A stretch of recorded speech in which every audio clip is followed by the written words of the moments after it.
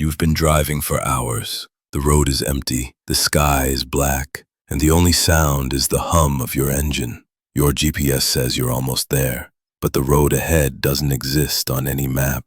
You keep going, and the darkness feels heavier, pressing in from both sides. Then, in the distance, you see a light. Relief, until you realize it's moving toward you, fast. What would you do if the map you trusted led you straight into something that should never exist? Tonight, we're diving into 11 true road trip horror stories so terrifying you'll think twice before taking your next drive. If you dare to continue, make sure you're subscribed, because these roads have no way back. This one's, they had been on the road since sunrise. A couple in their early 30s, Ethan and Claire, were driving through the barren stretches of rural Nevada. It was supposed to be a shortcut, the kind of route the GPS insists will save you 20 minutes, shaving off precious time from a long day of driving. The sun had dipped behind the mountains hours ago, leaving only a thin silver line on the horizon. Out here, the darkness wasn't just the absence of light. It was a living thing, swallowing the landscape whole. The GPS screen glowed faintly in the car, a lonely beacon in the pitch black. Claire was scrolling on her phone, the service bar empty, while Ethan kept both hands tight on the wheel. The voice from the GPS was calm, almost too calm. In 2 miles, turn left. They hadn't seen another car for nearly 40 minutes.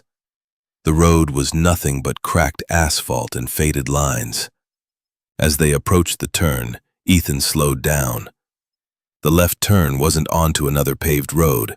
It was a dirt path, barely wide enough for their car. The signpost was missing, just a splintered wooden pole sticking out of the ground. "You sure about this?" Claire asked, her voice low. Ethan gave a half smile. "GPS says it's the fastest route." They turned. Gravel crunched under the tires, dust trailing behind them. The road felt endless, twisting between low hills and shadowy brush. Every few minutes, the GPS recalculated, telling them to keep going straight. The air inside the car felt heavier. Even with the heater on, there was a chill neither of them could explain. Then, the path opened up to a clearing. In the center stood a 2-story farmhouse, weathered and leaning slightly, like it had been forgotten for decades. The windows were black, the paint peeling in long strips. The GPS chimed again. "You have arrived at your destination." They stared at each other. No structure of any kind was marked. Curiosity won over caution. Ethan parked a few yards from the front porch. The boards creaked under his steps as he approached. Claire stayed in the car, gripping the door handle. He peered through a grimy window. The inside was dark, but faint shapes of furniture were visible. A table, a chair, something that looked like an old rocking horse. Then he froze. On the dusty wooden floor, there were footprints. Not old, faded impressions. Fresh ones. Bare feet. Small, almost childlike. They trailed from the center of the room toward the back door. A wave of unease rippled through him. He backed away, returning to the car without a word.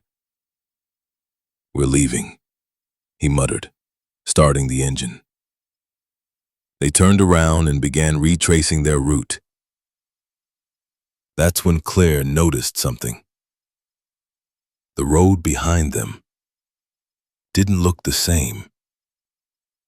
There were no tire tracks, no dust cloud, no sign they had driven in this way at all, just untouched dirt stretching into the darkness. The GPS, which had been confidently guiding them all night, now displayed a spinning circle, searching for signal. Then, without warning, the map reappeared, but their location dot was gone. Instead, the entire screen was blank except for 2 words: no route found. Ethan pressed harder on the gas. Every turn felt wrong, like the road itself was folding in on them. Hours seemed to pass. When they finally reached a paved stretch, both of them exhaled in relief. The GPS reconnected, chirping directions to the highway. Neither spoke for the rest of the drive. The next morning, in the safety of daylight, Ethan decided to check. He traced the route they'd taken on a laptop, zooming into the coordinates where the farmhouse had stood. The map showed nothing but empty land. No roads, no paths, no structures. That night, Ethan couldn't sleep. He dug deeper, searching property records, satellite images, anything that might explain the house. Finally, buried in an old Nevada forum post from 2009, he found a grainy black and white photograph. It was the same farmhouse.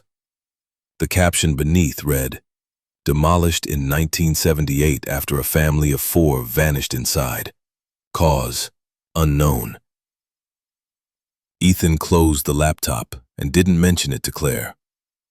But sometimes, when they drove at night, he would glance at the GPS and wonder, if it found that road once, could it find it again? The conversation had gone quiet, replaced by the steady thrum of rain and the occasional crack of thunder. Then, through the haze, Tasha spotted something ahead. "Wait, is that someone?" she asked, leaning forward in her seat. At first, it was hard to tell. The figure was standing on the narrow shoulder of the road, drenched from head to toe, a faded backpack hanging limply from one shoulder. The hood of their jacket was pulled low, hiding their face, but one arm was raised, thumb extended in the universal sign for a ride. Melissa, who was driving, hesitated. "We're in the middle of nowhere," she said. "What if they need help?" Jordan frowned. "What if it's a bad idea?" For a moment, the car seemed divided, half of them leaning toward compassion, the other half toward caution. But the rain was coming down harder, and the thought of leaving someone stranded in weather like this was unbearable.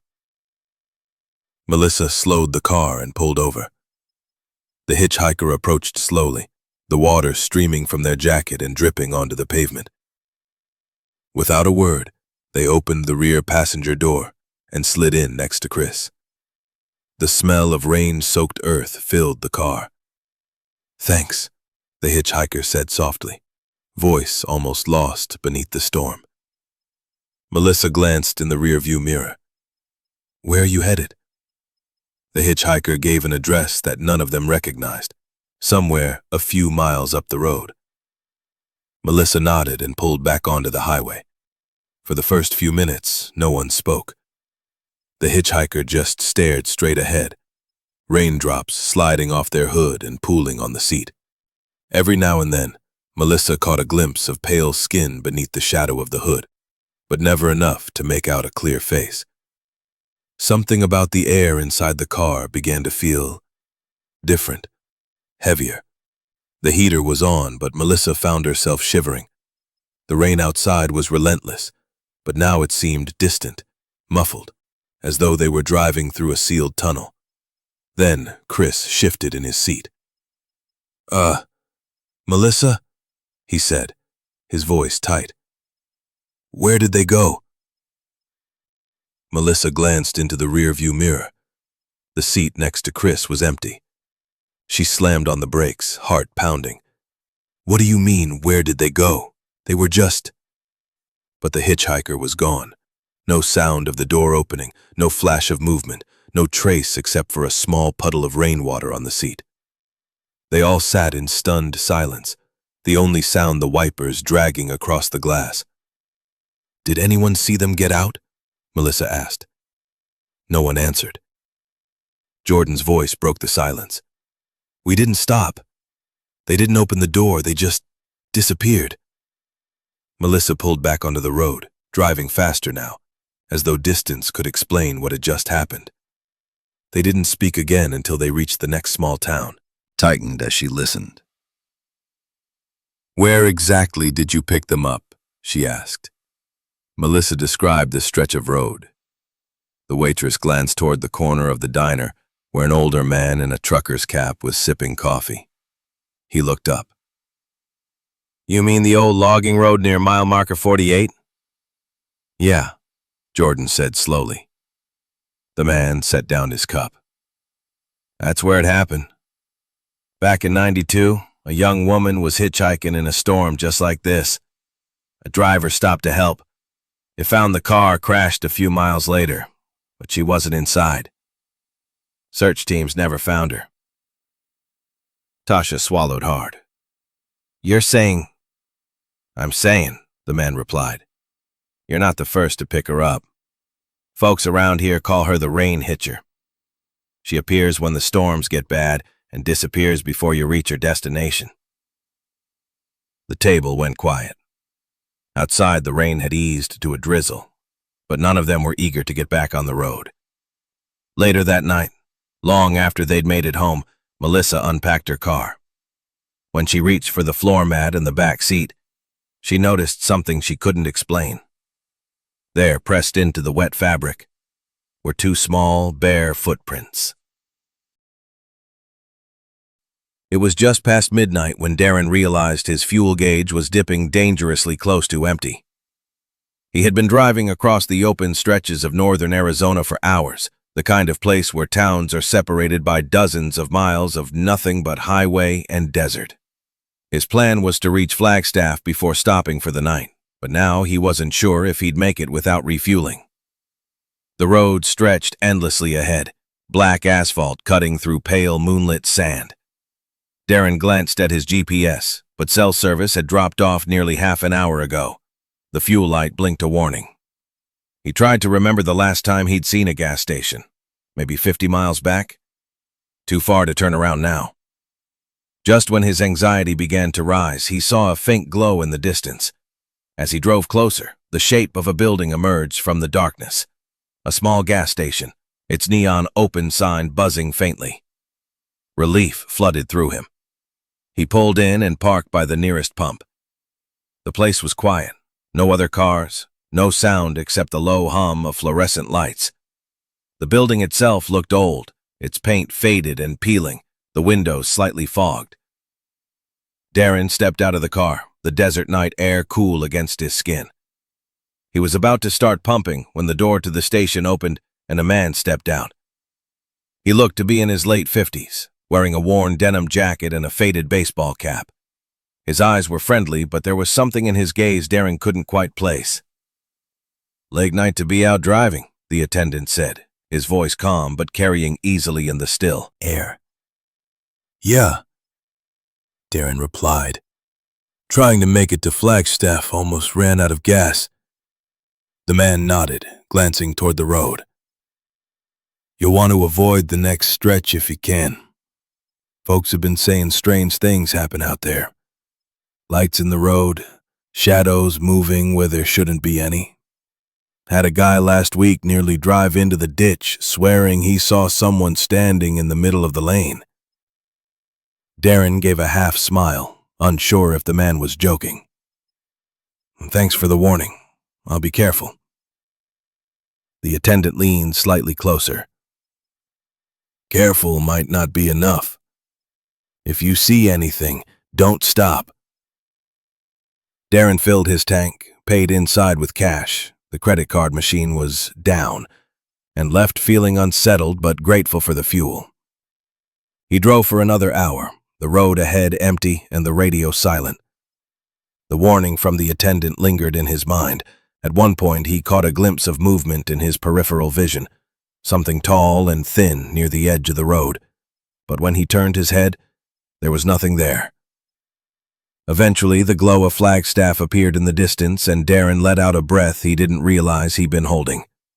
He reached his hotel without incident, checked in, and tried to put the night behind him.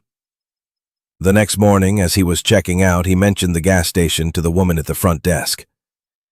"It was a little run down, but the guy there was nice," he said. "Even warned me about that stretch of road before town." The woman paused, tilting her head. "Where exactly was this?" "About 40 miles back," Darren said. "Small place. Neon open sign in the window. I think it was off Highway 89. Her brow furrowed. "There's no gas station there." Darren frowned. "There was last night. I stopped and filled up." She shook her head. "I've lived here my whole life. That station closed in 97. Burned down after an electrical fire. The owner didn't make it out." A chill ran through him. "No, this one was open. The guy was right there, talking to me." The woman gave him a sympathetic look, as if she thought he was mistaken or playing some kind of prank. "I'm telling you, that place hasn't existed for over 20 years. Darren didn't push the conversation further, but as he got into his car, he glanced at the receipt he'd gotten from the attendant. It wasn't printed on modern paper. It was the thin, faded kind that crumbled at the edges with smudged ink. There was no date, no time, no credit card information. Just the price of gas, and a short note scrawled in blue pen beneath it. "Told you to be careful." It was close to 2 a.m. when Marcus and Elena turned off the interstate and onto a narrow, winding road For hours, heading home after visiting family, and the GPS insisted this route would shave half an hour off their drive. It was the kind of road where the darkness felt thicker than usual, the tree line pressing in from both sides like a tunnel. Elena sat quietly in the passenger seat, watching the endless curtain of pine trees blur past. Marcus focused on the road ahead, the high beams cutting a narrow path through the black. The night was silent, except for the hum of the tires and the occasional groan of branches shifting in the wind. Then Elena noticed it. In the side mirror, far back in the distance, a faint pair of lights appeared, headlights, barely visible through the trees. She watched them for a moment before saying, "Looks like someone's behind us." Marcus glanced in the rearview mirror, but didn't seem concerned. Probably just another driver heading through. The lights stayed far back for several minutes, but then they began to gain on them, moving steadily closer until Marcus could clearly see the glow bouncing across the uneven road. The strange thing was, no matter how Marcus adjusted his speed, slowing down, speeding up, the lights matched him perfectly, keeping the same distance as if the driver knew exactly what he was doing. The road had no turnoffs, no gas stations, no houses. It was just them, the trees, and the lights behind them. After a while, Marcus tried to wave them past by easing off to the side, but the car behind didn't move. The headlights simply hovered there, unwavering. "This is weird," Elena said softly. Her hands were gripping her knees. Marcus nodded. "Yeah, I don't like it." The next stretch of road curved sharply, with tall pines casting long shadows across the asphalt. When Marcus came out of the curve, he checked the mirror again. The lights were gone. He exhaled in relief. Guess they turned off somewhere. But 5 minutes later, they reappeared, closer this time. Marcus's grip on the wheel tightened. He pressed the accelerator, the speedometer creeping upward. The headlights kept pace, never falling behind, never overtaking. Then something even stranger happened. The lights began to shift. At first, it looked like they were weaving side to side in the lane, but soon they started to rise, not in a natural way, but as if they were lifting off the ground. For a moment, Marcus thought his eyes were playing tricks on him, but Elena saw it too. "There, higher than us now," she whispered. The lights hovered for several seconds before slowly lowering back to the road. Then, without warning, they sped forward. But instead of closing the gap to their car, they seemed to fade, the glow dimming until it was swallowed by the forest darkness. Marcus slowed down again, his heart pounding. The road continued without change for nearly 20 minutes, no sign of another car. Found the lights waiting for them. This time, they weren't behind. They were ahead. Suspended in the distance, two bright orbs hovered in the center of the road. Marcus slammed on the brakes. The lights didn't move, didn't dim, didn't flicker. They just waited. Elena's voice was barely audible. "What is that?" Marcus reached for the gear shift, intending to reverse, but before he could, the lights shot upward into the trees and vanished completely. The forest was silent again, as if nothing had ever been there. They drove the rest of the way home without speaking, both watching the mirrors more than the road ahead. When they finally pulled into their driveway at dawn, Marcus killed the engine and just sat there. Elena reached for her phone to check the route they'd taken. That's when she noticed something strange. The GPS showed no record of their last 40 miles. According to the map, they had never driven that road at all. For weeks afterward, Marcus kept replaying the night in his mind, trying to convince himself it had been nothing more than a trick of light, or maybe a distant truck. But deep down, both he and Elena knew better. Because sometimes, late at night, when Marcus looked out from his living room window into the dark street beyond, he could swear he saw them again. Two small lights, waiting patiently in the distance. Caleb had been driving trucks for over a decade, long enough to know every odd quirk of the open highway. He'd seen animals dart across the road in the dead of night, watched strange weather roll in without warning, even spotted the occasional meteor blazing across the sky. But nothing had prepared him for what he saw that night in the desert. It was a little past 3 a.m. when he found himself on a lonely stretch of road in southern New Mexico. The route was isolated, flat land stretching for miles under a starless sky. The only sound was the low rumble of his rig's engine and the occasional gust of warm, dry wind rattling the mirrors. He hadn't seen another vehicle in over an hour when something caught his attention in the mirror. 3 faint red lights far in the distance behind him. At first, he thought it was a single truck, but as they drew closer, he realized they were evenly spaced apart, moving in perfect formation. Within minutes, the vehicles were close enough for him to see their shapes. They were large, black, windowless trucks, the kind you might see in a military convoy. But there were no markings, no license plates, and, most unsettling of all, no headlights. Only the dim red glow at the rear of each vehicle gave away their presence. Caleb slowed down slightly, letting them catch they passed. He noticed the sides of each vehicle were completely smooth, as if welded from a single sheet of metal. No doors, no handles, nothing. The lead truck pulled in front of him without signaling. The second and third fell in behind, boxing him in. Caleb's pulse quickened.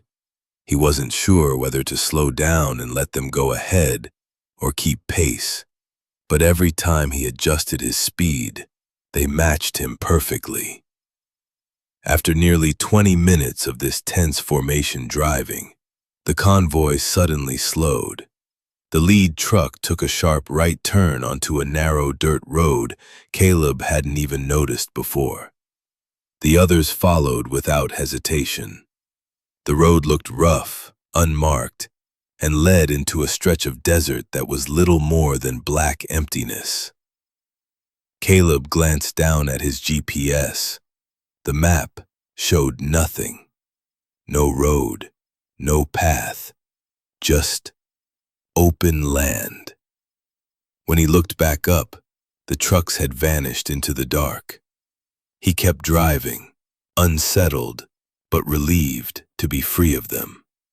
10 minutes later, he saw flashing lights ahead. A pair of police cruisers parked on the side of the road. He pulled over, figuring it couldn't hurt to mention what he'd seen. The officers listened without interrupting, their faces unreadable. When he finished, one of them asked, "Which road did they turn down?" Caleb pointed behind him. "About 10 miles back, dirt road, no signs." The two officers exchanged a glance. "That road's been closed for years," one said. "Leads to an old test site. Government property. No one's allowed out there." Caleb frowned. "Then what were those trucks doing?" The officer shrugged. "We didn't see anything. Maybe you were tired and imagined it." Caleb knew what he'd seen. He finished his delivery in silence and tried to put it out of his mind. But a week later, curiosity got the better of him. On his day off, he drove back out to the same stretch of highway in daylight.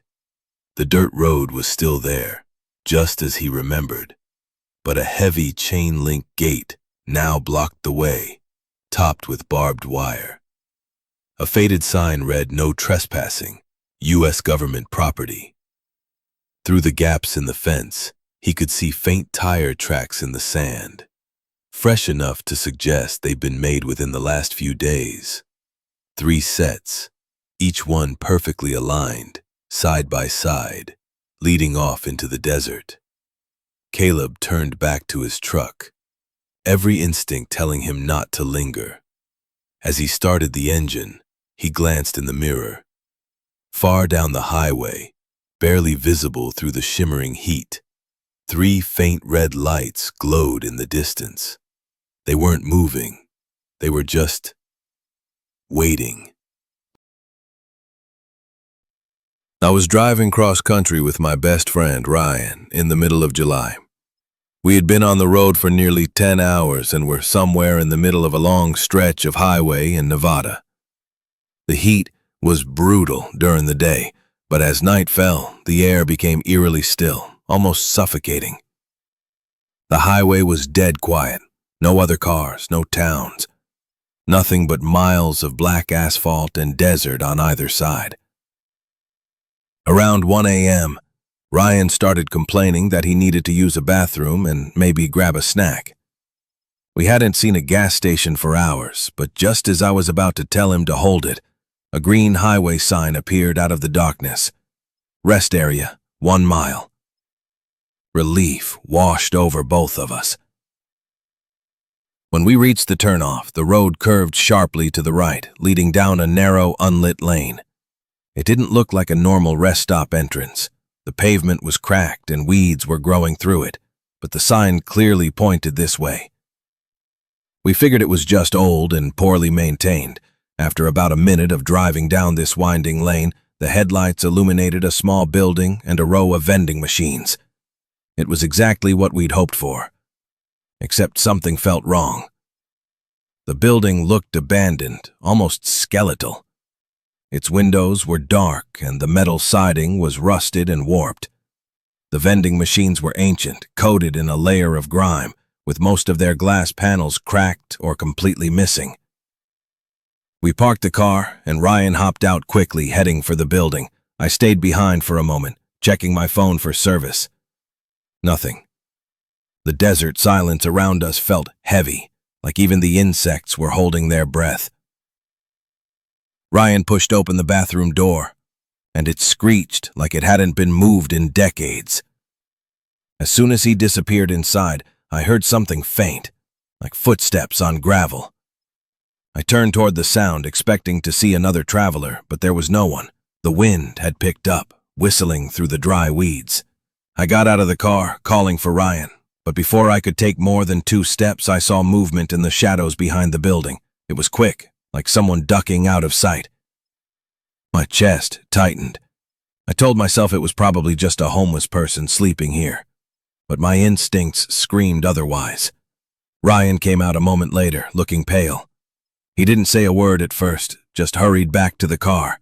When I asked what was wrong, he said the inside of the bathroom looked like it hadn't been cleaned in decades. The walls were stained, the mirror was shattered, and there was graffiti scrawled all over, but it wasn't normal graffiti. The words were scratched deep into the tile.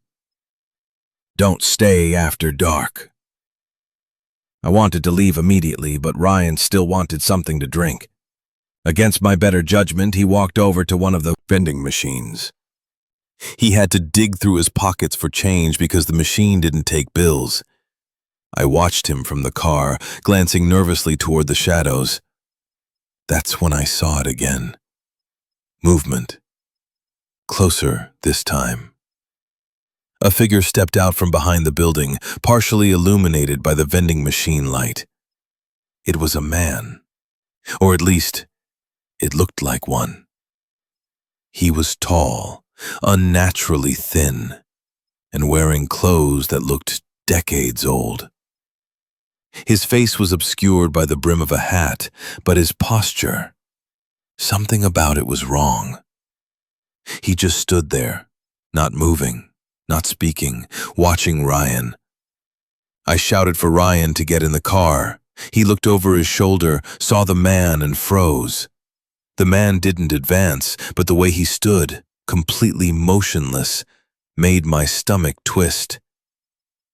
I slammed my hand on the horn, and that seemed to snap Ryan out of it. He bolted to the car, and we tore out of that lot as fast as my tires would grip the road. Here's the strangest part. When we got back to the main highway, we both turned to look at the turnoff, and it wasn't there. The cracked road we had just driven down was gone. All we saw was endless desert on either side. The next day, out of morbid curiosity, I searched for rest areas along that stretch of road. Nothing matched. There were no records, no satellite images, nothing at all within 50 miles of where we had been. Ryan still doesn't like to talk about it. But I'll never forget the way that man, or whatever he was, just stood there, watching us. In a place that by all accounts, doesn't even exist anymore. It was late summer when Mark and his sister Leah decided to take a spontaneous road trip along a remote highway that cut through miles of dense forest. The road was long, winding, and eerily quiet, with no cell service for hours. By the time the sun began to set, the once picturesque scenery turned into a wall of black silhouettes, the trees looming like watchful figures. They hadn't seen another car in over an hour, until a pair of headlights appeared in their rearview mirror. At first, Mark didn't think much of it. A van, maybe 20 car lengths back, was traveling at a steady pace. But as the minutes passed, it didn't attempt to overtake them. Even when there were long, clear stretches of road, instead, it kept the same exact distance. "Maybe they're just cautious," Leah muttered, though her voice had an uneasy edge. Mark slowed down slightly, just to see if the van would pass. It slowed down too. He sped up, so did the van. It was no coincidence. Whoever was behind them was matching every move. An hour passed and the van's headlights never wavered. The darkness out. Someone was back there, watching, when a faded green sign appeared, pointing toward a tiny side road leading to a scenic overlook. Mark made a sudden decision. He turned off the main highway, hoping the van would keep going straight. But as the gravel crunched under their tires, the headlights followed. The road narrowed, twisting deeper into the forest, with barely enough room for 2 cars to pass. Mark could feel his pulse in his throat. "We'll loop around, lose them," he said. But there was no confidence in his voice. Finally, they reached the overlook, a dead end with a rusted guardrail and an empty parking area. Beyond it, only a black drop into unseen depths.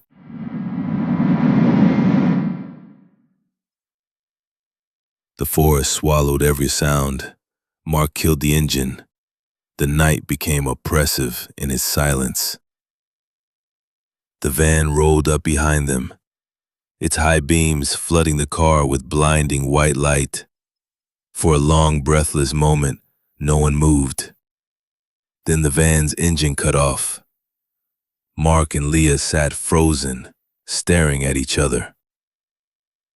The sound of a car door opening sliced through the stillness. Slow, deliberate footsteps crunched over the gravel. Mark's hand tightened on the steering wheel. The steps stopped just behind the driver's side door. Mark's skin crawled. He could see the vague outline of a man through the glare, but no details, just the shape of someone standing far too still. Then, without a word, he began to walk slowly around the car. Leah's breathing became rapid and shallow. The man's shadow passed across her window, pausing for a second too long, as if peering inside. Mark could feel every second stretch, the way time seems to warp when fear takes over. The high beams came on again, washing them in light. "Go," Leah whispered urgently. Fragments of stories, accounts of a white van tailing travelers, leading them off the main road, and then disappearing without a trace. No one knew who drove it, or why they targeted certain cars. Some claimed it was a local, trying to scare outsiders. Others whispered about something older, something that wore the shape of a vehicle, but wasn't truly there. Mark and Leah never took that highway again. But sometimes, in the quiet hours before dawn, Mark swears he can still see a pair of headlights in his rearview mirror, keeping perfect pace, waiting for the right moment to follow him home.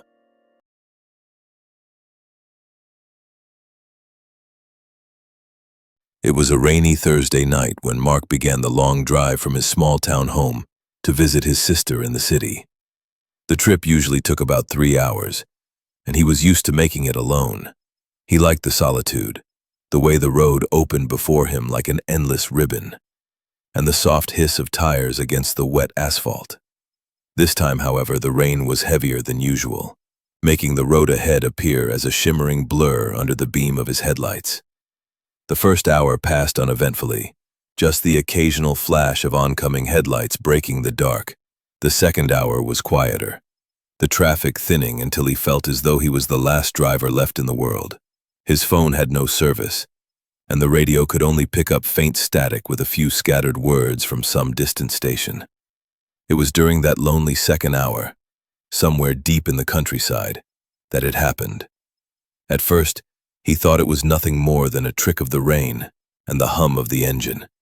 A faint murmur like someone speaking quietly, barely audible over the noise of the car. He turned the radio off completely, leaning slightly forward as he tried to listen. The sound stopped.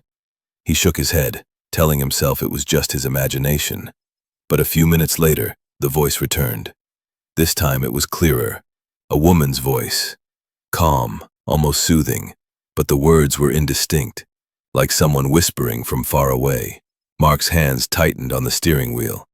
He checked the back seat through the rearview mirror. It was empty, just as he had left it. "Hello?" he said, almost without thinking.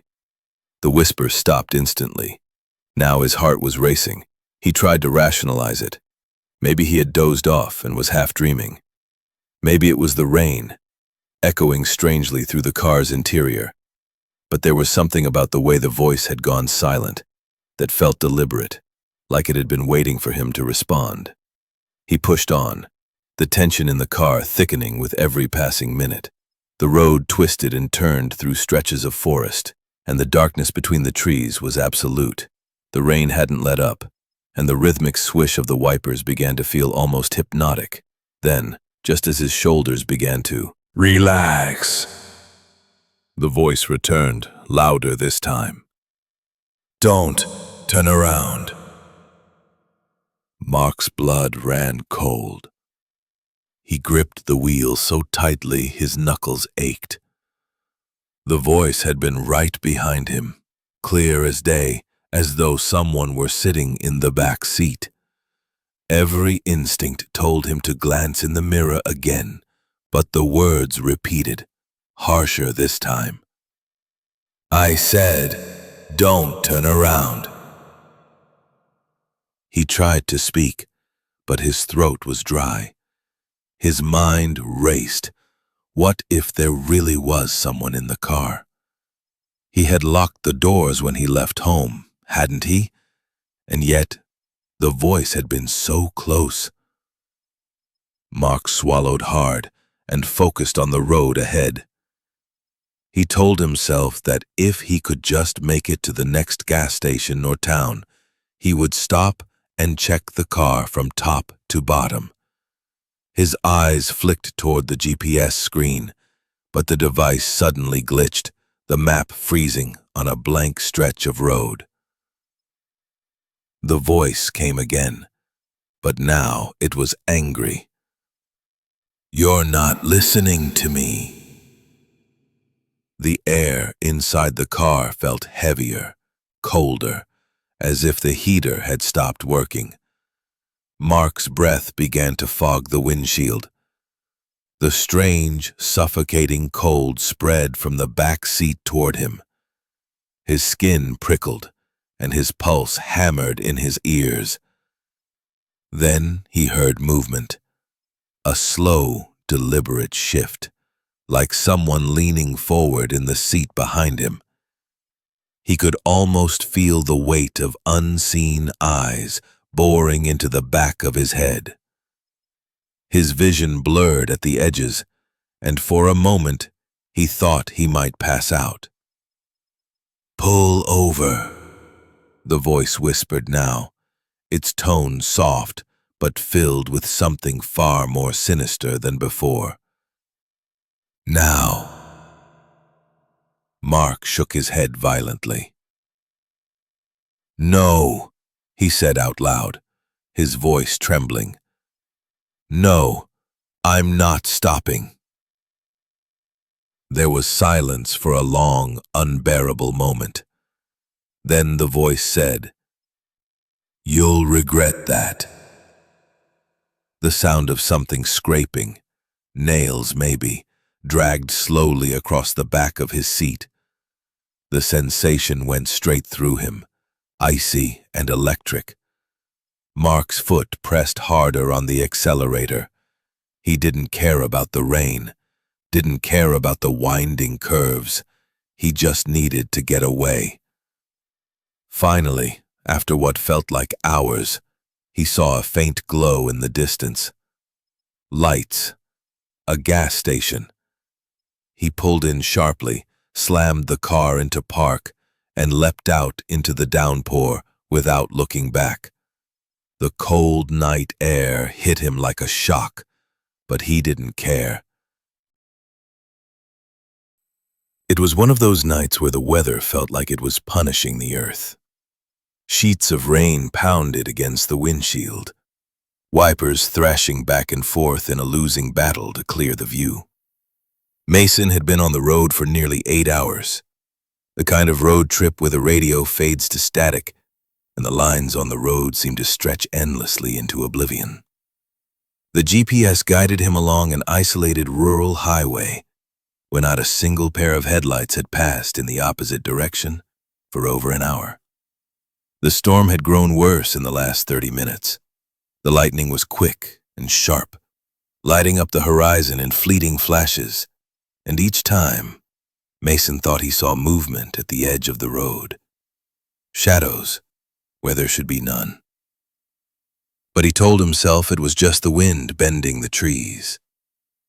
His coffee was cold, his eyes heavy, and the comfort of finally reaching a motel felt like the only thing keeping him focused. Then, out of nowhere, the beam of his headlights caught a figure. It was a girl, no more than 17, standing at the side of the road, drenched from head to toe, her hair plastered to her face. She wasn't waving for help, wasn't moving at all. She just stood there, staring into the dark woods across from her. Mason slowed down, unsure if he should stop. His gut screamed that something about her was wrong, but his conscience pushed back. What if she was in trouble? Against his better judgment, he pulled over. Rolling down the window slightly, he called out, "Hey, are you okay? Do you need a ride?" She didn't answer. Slowly, her head turned toward him, revealing pale skin and hollow eyes that didn't reflect the light. Her lips parted slightly, but no sound came out. A cold shiver crawled up his spine. He unlocked the passenger door. The girl walked slowly around the car and slid in, dripping water onto the seat. Her clothes looked strange, outdated, like something from decades ago. She sat rigidly, staring straight ahead, saying nothing. Mason tried small talk, asking where she was headed, if she needed to call someone, but she remained silent. The only sound was the steady drip of rainwater from her hair onto the floor mat. The GPS directed them down a winding stretch of road. After 10 minutes, she finally spoke, her voice barely more than a whisper. "It's just a little farther." Her tone was flat, almost rehearsed. Mason asked where exactly they were going, but she didn't answer again. The storm intensified. The road narrowed, the trees bending over them like skeletal arms. When the GPS announced they had arrived, Mason looked around. There was nothing, no house, no lights, just an abandoned dirt path leading into the downpour. She didn't even glance back. She walked toward the path, disappearing into the darkness. Mason sat there for a moment, torn between following her or driving away. Something deep inside told him to leave. He shifted into drive and pulled away, his pulse pounding. 2 miles down the road, curiosity got the better of him. He stopped at a small gas station, thinking maybe he should alert someone. The old man behind the counter listened quietly as Mason described the girl. His face grew pale. "Son," he said slowly, "you need to leave this county right now. That girl, she died on that road 20 years ago. Her car skidded off into those woods during a storm just like this one. They found her a week later. Ben folks say she still tries to get home, but there ain't no home left to go to." Mason felt the blood drain from his face. He muttered a thank you and turned to leave, but the old man called after him. "One more thing. Did she talk to you?" Mason froze. "Just once," he said. "Told me it was just a little farther." The old man's hands shook as he reached for a cigarette. "Then you're lucky she got out of your car. They say if she ever asks you to follow her, you won't come back." Mason drove the rest of the night without stopping, gripping the wheel so tightly his knuckles turned white. The rain eventually eased, but the chill in his bones didn't. He never took that road again. And sometimes, when storms rage at night, he swears he can still see her, just a flicker in the corner of his vision, waiting for the next driver to pick her up. We were heading back from a weekend camping trip in the mountains, just me, my girlfriend, and my best friend. The sun had already dipped below the horizon, and the highway was nearly deserted. We were laughing, talking about how peaceful the trip had been, when I noticed a set of headlights in my rearview mirror.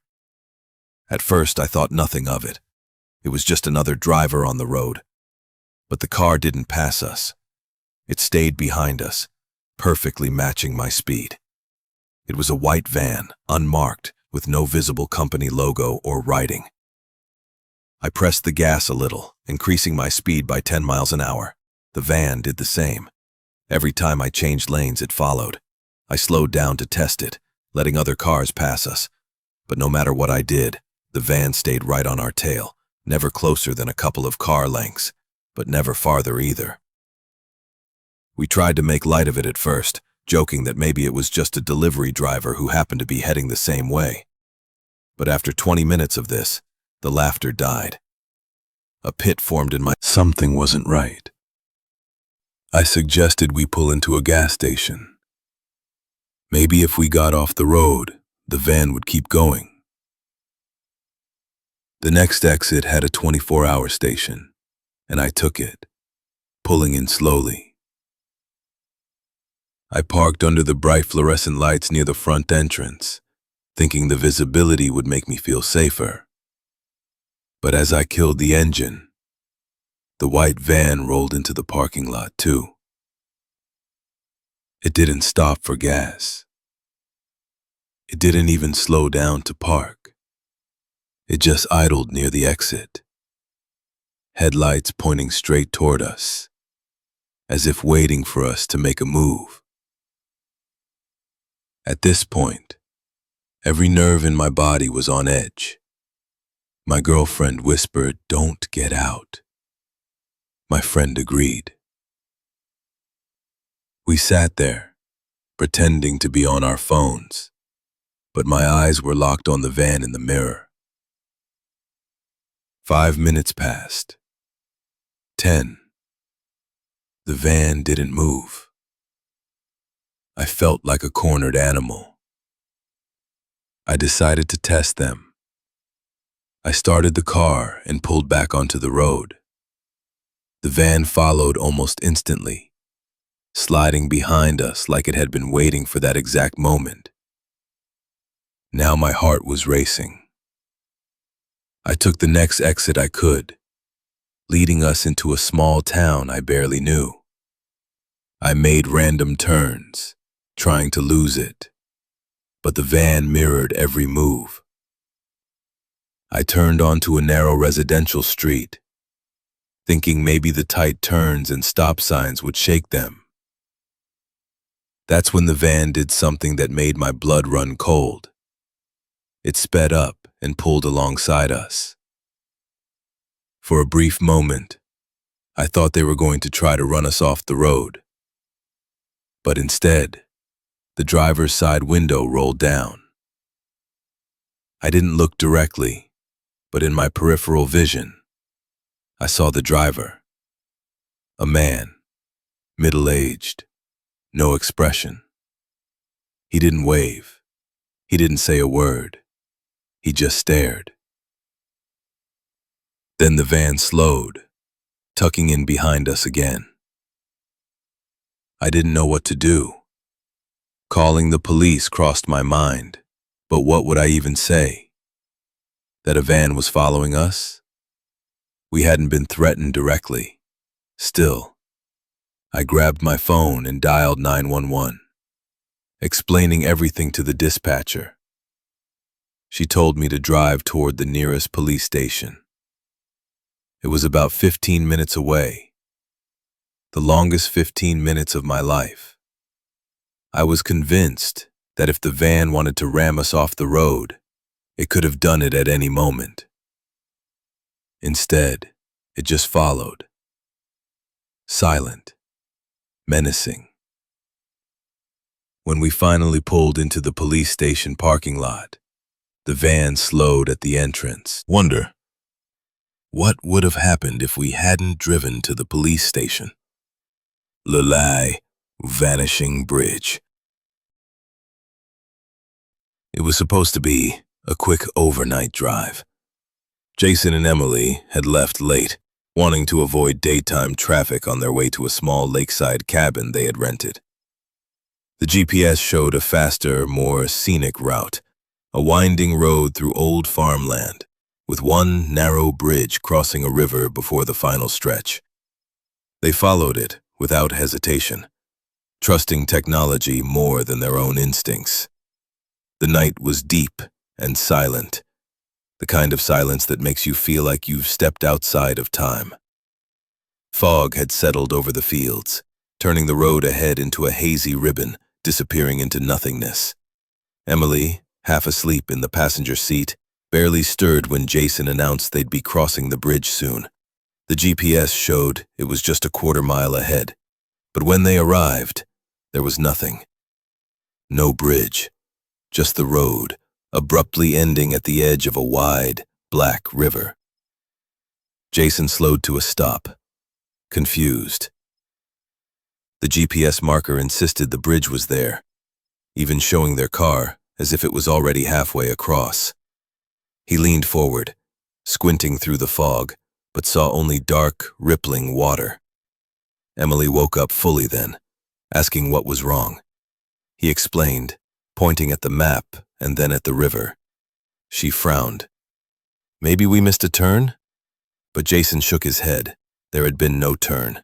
This was the only road. Then, a strange thing happened. A faint light flickered ahead, right in the middle of the river. It shimmered for a moment, then slowly spread out, revealing the outline of an old wooden bridge, weathered and broken in places. Jason felt his stomach drop. It hadn't been there a second ago. The GPS map still showed the bridge, as though nothing were wrong. Emily was whispering now, her voice trembling. "That's not safe. That doesn't look real." Jason hesitated. But something about the way the GPS calmly kept urging them forward made him feel like turning back was somehow wrong. Against his better judgment, he pulled forward. The tires creaked over the damp planks, and the sound of rushing water below grew louder. The fog seemed to close in around them, muting the world beyond the dim glow of the headlights. Emily gripped the door handle, her knuckles white. Halfway across, Jason glanced in the rearview mirror and froze. The bridge behind them was gone, not fading into the fog. Gone. Just water. The headlights illuminated only the section directly ahead, and beyond that, more darkness. The GPS still insisted they were almost across. But the bridge under them began to groan, louder now, as though something below was pulling at it. Emily pleaded for Jason to turn in the far side. The planks ended abruptly, not at a road, but at more water. And standing there just beyond the final plank was a man. His clothes were soaked, his face was pale and gaunt, and in the dim light Jason could see that his eyes were completely black. The man raised his arm and pointed, not at them, but to the river below. Jason's breath caught in his throat. Through the fog he could make out pale shapes moving just beneath the surface, circling slowly. The man's lips moved as though he were speaking, but the sound was swallowed by the rushing water. Emily screamed for Jason to reverse, but the tires spun on wet wood. The bridge groaned again, and Jason realized with horror that the planks behind them had started to vanish, one by one, dissolving into the black water as though they had never existed. The man stepped forward, onto the last plank between them and the end. Jason slammed the car into reverse, but before they could move, there was a deafening crack. The bridge collapsed beneath them. Cold water swallowed the car instantly. Jason fought to unbuckle his seatbelt, the icy shock stealing his breath. Emily's screams were muffled by the rush of water. He managed to shove his door open and drag himself to the surface, gasping, searching frantically for her, but there was nothing. No car, no Emily, no man on the bridge. And when Jason looked around, there was no bridge at all, just the empty, fog-covered river, silent and still.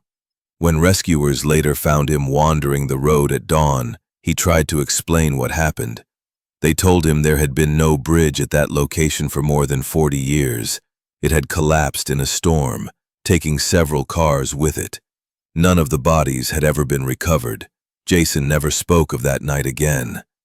But sometimes in the middle of his restless sleep, he wakes up choking on air, swearing he can still feel the weight of icy water and see Emily's hand disappearing into the darkness beneath the surface. If these roads taught us anything tonight, It's that danger doesn't always hide in the shadows. It sometimes waits in plain sight, smiling as you drive right into it. From phantom hitchhikers to maps that lead nowhere, these stories remind us that every turn, every mile, could be your last safe one. The next time you're on a late-night drive and your GPS suggests a shortcut, remember what you heard here. If you enjoyed this journey into the darkness, make sure to subscribe, hit the bell so you never miss another terrifying tale, and share your own road trip horror stories in the comments. Who knows? Your story might just be the next one we whisper into the night.